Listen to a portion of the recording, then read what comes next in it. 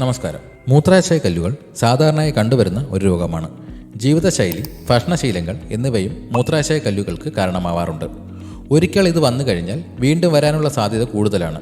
ഒരിക്കൽ മൂത്രാശയ കല്ല് വന്നാൽ 10% രോഗികളിൽ 1 വർഷത്തിലും 35% രോഗികളിൽ 5 വർഷത്തിലും 50% പേർക്ക് 10 വർഷത്തിലും രോഗം വീണ്ടും ഉണ്ടാകുന്നു എന്ന് പറയപ്പെടുന്നു.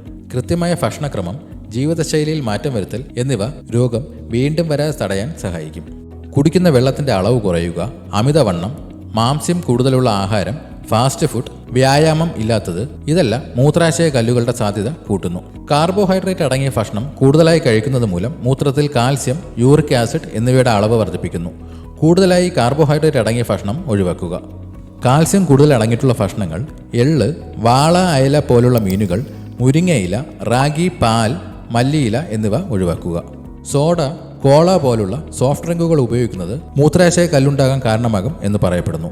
അതുപോലെ തന്നെ ആപ്പിൾ, മുന്തിരി എന്നിവയുടെ ജ്യൂസും നല്ലതല്ല. ചായ, കാപ്പി, ചോക്ലേറ്റ് എന്നിവ മിതമായി ഉപയോഗിക്കുക. ഇതുപോലെയുള്ള ഹെൽത്ത് ടിപ്സിനായി ഈ ചാനൽ ഇപ്പോൾ തന്നെ സബ്സ്ക്രൈബ് ചെയ്യുക.